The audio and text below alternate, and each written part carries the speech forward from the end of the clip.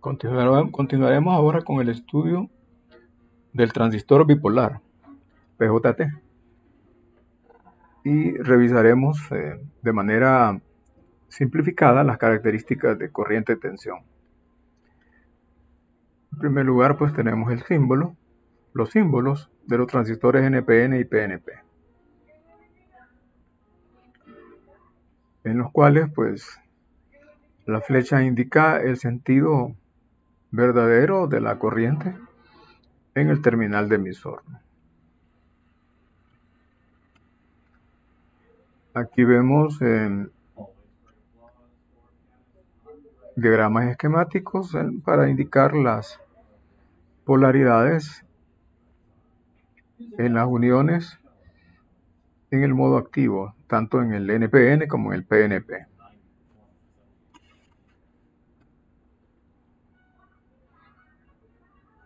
Ya hemos dicho que en el modo activo la unión emisor-base se polariza en directa. Aquí se ve, está polarizada en directa. Y la unión colector-base está polarizada en reversa. Puesto que ya sabemos que para que una unión que comience a circular corriente a través de una unión se necesitan 0.5 voltios. Con 0.4 voltios, pues la unión todavía está apagada. Esto es entre colector y base, lo cual quiere decir que de 0.7 nos quedan 0.3 entre colector y emisor. Y esta es la forma más práctica de determinar pues, el estado, pues ya que es incómodo hacer esa determinación entre colector y base. Circuitalmente es mucho más sencillo hacerlo entre colector y emisor. Entonces vemos que en el límite, con una tensión de 0.3 voltios entre colector y emisor, todavía estamos en la región activa, pero a punto de pasar a saturación. Lo mismo aplica para un PNP, pero todo es exactamente al revés.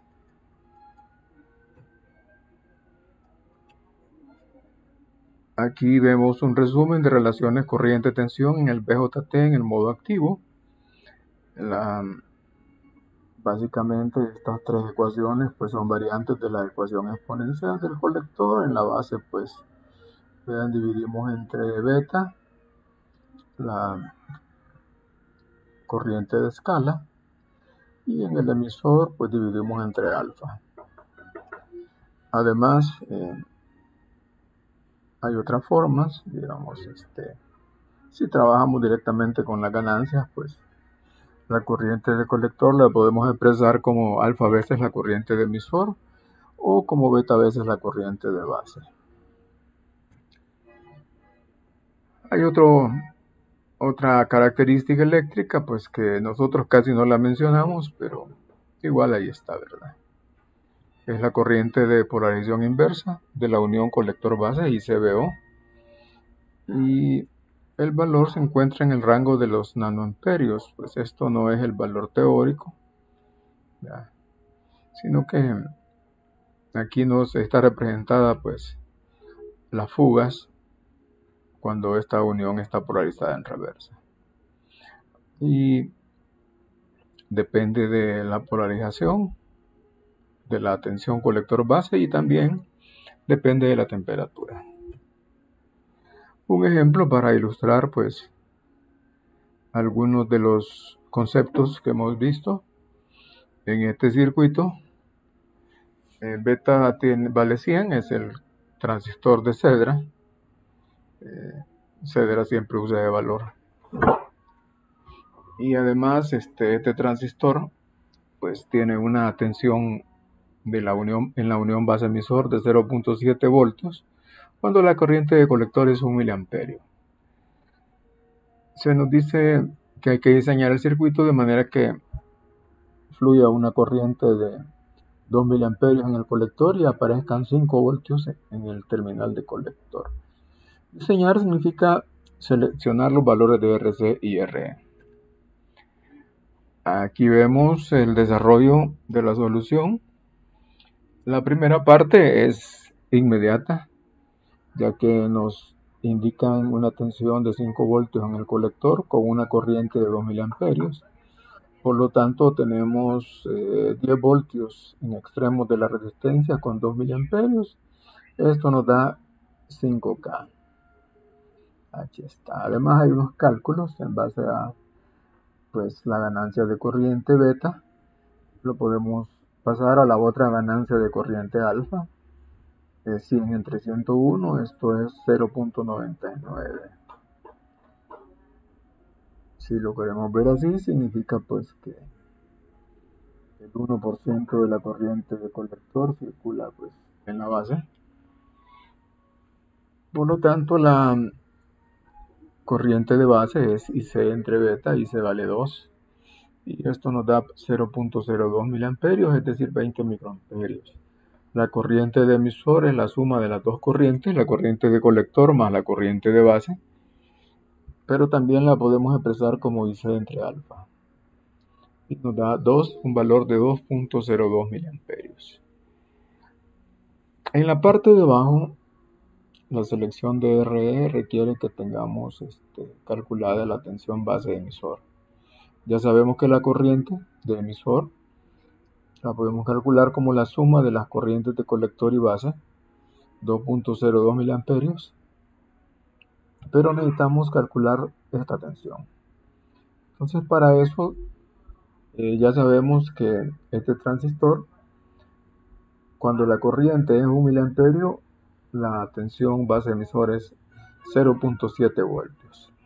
De manera que la nueva tensión, la que tenemos con 2 miliamperios, será 0.7 voltios más Vt por logaritmo natural de la corriente que tenemos, IC2, entre la corriente del modelo exponencial, 1 miliamperio. Y nos da 717 milivoltios. De manera que RE es la diferencia de tensión en extremos de RE entre la corriente. 15 menos BBE entre IE. Estas son las magnitudes, pero es válido. Y esto nos da 7.07 kilo ohms. Y ya está nuestro circuito diseñado. Aquí tenemos, antes de ver la representación gráfica de las características corriente, tensión de los transistores, pues un breve resumen de las ecuaciones que hemos estado utilizando, ¿no? Tanto la forma exponencial como la forma de ganancia de corriente. Puesto que la relación entre corriente de colector y la tensión base emisor es exponencial, pues la característica tiene una forma, gráficamente pues se parece a la del diodo de unión. ¿Ya? Esto es para un transistor NPN. Este corte aquí significa pues que no estamos enseñando todo el eje. Además, vemos que la corriente realmente comienza en 0.5 voltios. Quiere decir que antes de este valor de tensión base emisor, la unión está apagada. Por eso, en el modelo, en el modo activo, pues para la unión colector base usamos 0.4 como un valor en el cual esa unión todavía está apagada. Además, eh, hay una dependencia de esta característica con la temperatura. Y esta gráfica, la gráfica inferior, muestra que para un valor de corriente constante, si la temperatura aumenta, T1 es mayor que T2 y T2 es mayor que T3, entonces a medida que la temperatura aumenta, es decir, que nos vamos en esta dirección, la tensión base emisor disminuye. Y se sabe que BBE para un transistor NPN cambia 2 milivoltios por grado centígrado. Esta propiedad se utiliza para medir temperatura. Hay toda una gama de sensores que aprovechan este principio.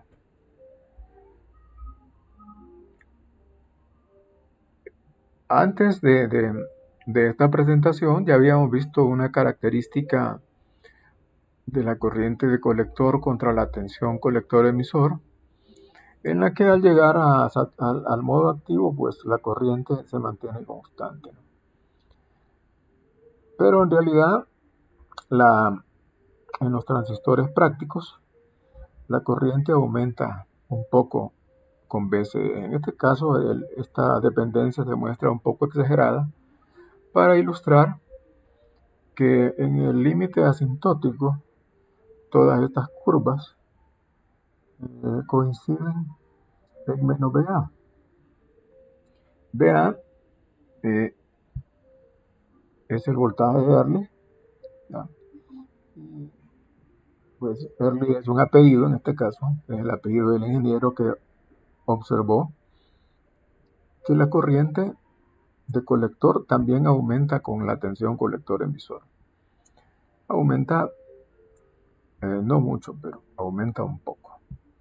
Y esta dependencia, digamos, da lugar pues a que podemos observar una pendiente en estas curvas. Y esa pendiente sirve para medir RO y BA. Aquí está. Si expresamos, esta C debería ser minúscula, la corriente de colector en términos de la relación exponencial que ya conocíamos y el efecto Early. ¿Ya? Esto pues ya hemos dicho lo que significa físicamente, aquí lo mostramos de manera condensada, ¿no? ¿Ya? Hasta en este punto pues es el límite asintótico de todas estas curvas. Esto se puede usar para medir en el laboratorio RO, ¿verdad? ¿Ya? Entonces estamos midiendo en este punto en el cual la corriente es IC y corresponde a esta línea. ¿Ya? ¿Ya? Entonces RO es BA, vean la magnitud de BA más BCE entre IC. Aquí está la explicación física, ¿no? ¿Ya? Entonces la resistencia interna del transistor la podemos determinar mediante esta expresión. RO, vean, es la pendiente de la curva de corriente respecto a BBE cuando BBE es constante, ¿no? Bueno, en realidad esto es respecto a BCE, esto está mal escrito. Y alternativamente podemos decir que RO es BA entre IC', donde IC' es el valor que tendríamos de la corriente si no existiera el efecto de Early. Pero generalmente la forma práctica de calcular RO, ya nos vamos a acostumbrar a usarlo, es mediante esta expresión, pero sin poner IC', sino que vamos a usar IC directamente. Aquí están los modelos en grandes señales del NPN funcionando en el modo activo en emisor común con la resistencia RO incluida. Aquí está la RO en las dos versiones del modelo, aquí está el exponencial y aquí está el modelo usando ganancias de corriente. En el análisis en grandes señales ODC, en realidad no es estrictamente necesario usar esto, solo un análisis exacto se requiere. SPICE lo usa, pero nosotros pues estamos disculpados de usarlo en principio, ¿no?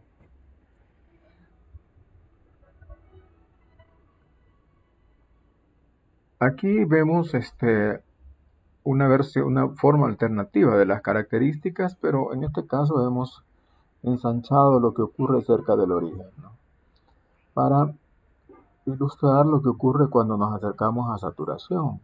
Pero antes de meternos en saturación, ilustramos que en el punto de operación, suponiendo que funcionamos con esta corriente de base y esta corriente de colector y esta tensión colector-emisor como punto de operación, pues hay un valor de beta en DC y un valor de beta en pequeñas señales, que sería delta y C entre delta y B.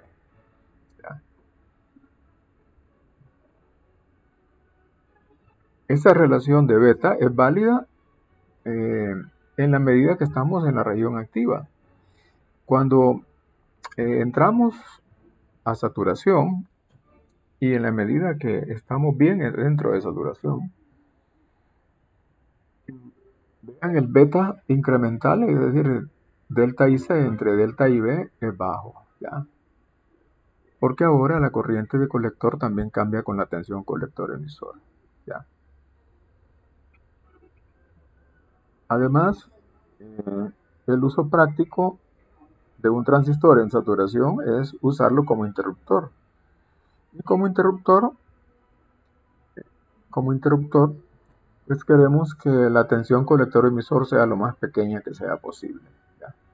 Esto quiere decir que la resistencia colector-emisor tiene que ser pequeña. Y vean, la, la pendiente es 1 entre la resistencia colector-emisor. Quiere decir que, pues, entre más pequeña queremos que sea esta resistencia, la pendiente tiene que ser mayor, ¿ya? Y la tensión tiene que ser menor, ¿ya?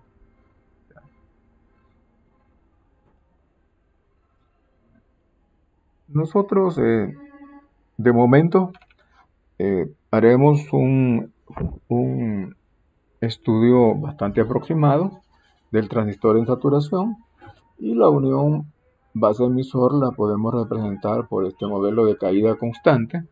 Esto realmente, en honor a la verdad, no es muy exacto, ya que para poner bien en saturación a un transistor se requiere un valor mayor de tensión base-emisor, hasta 0.8.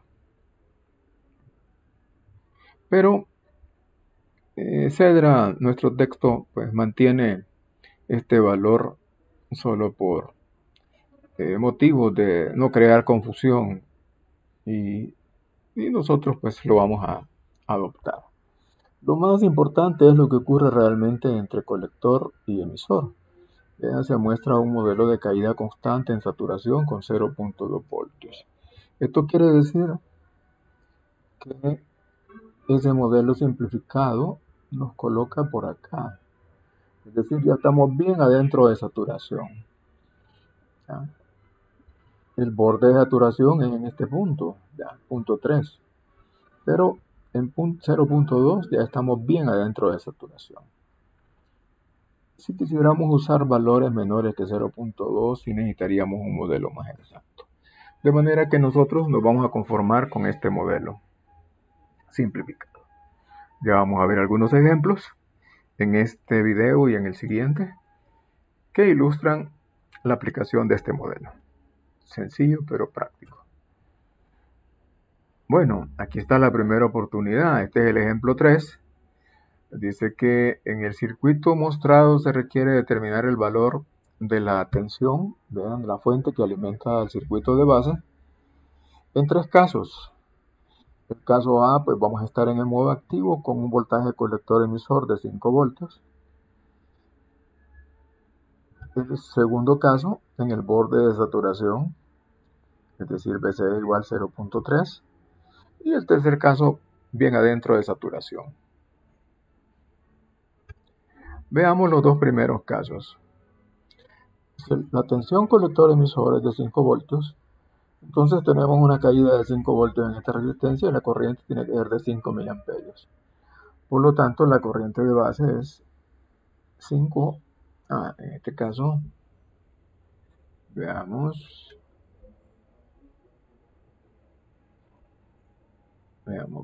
sí. En este caso, pues nos dicen que beta vale 50, no es el transistor clásico de Cedra, de manera que la corriente de base es 0.1 miliamperios.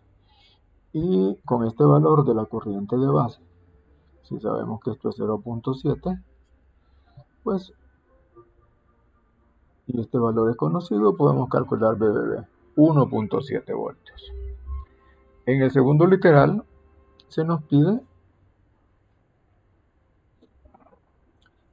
lo mismo, determinar el valor necesario de la alimentación del circuito de base en el borde de saturación, justamente cuando estamos a punto de entrar a saturación. Aquí, cerca de esta línea punteada, ¿no? Estamos en saturación, pero todavía estamos no muy adentro. Entonces, en este caso, la tensión colector-emisor es 0.3 voltios y la corriente de colector sería 9.7 miliamperios. La corriente de base todavía vale beta, ya, puesto que beta deja de ser válido cuando la corriente de colector cambia con la tensión colector-emisor.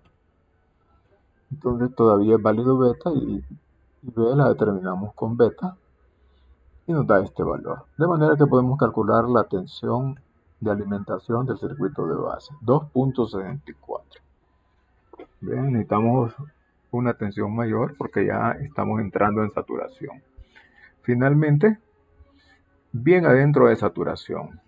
Y nos dan un valor de la beta de saturación, que va a ser la relación de corriente de colector entre la corriente de base cuando estemos en saturación. Entonces ahora la tensión colector-emisor de saturación es 0.2 voltios.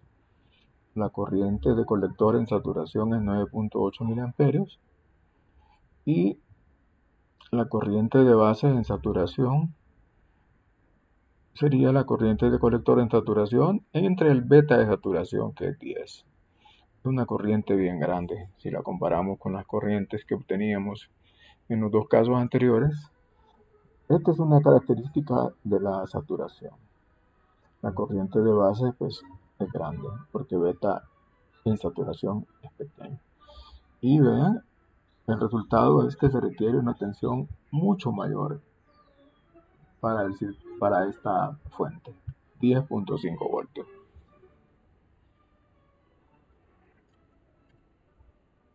Bueno, eso con ese ejemplo hemos ilustrado los ejemplos del funcionamiento en las dos en los dos modos de funcionamiento principales.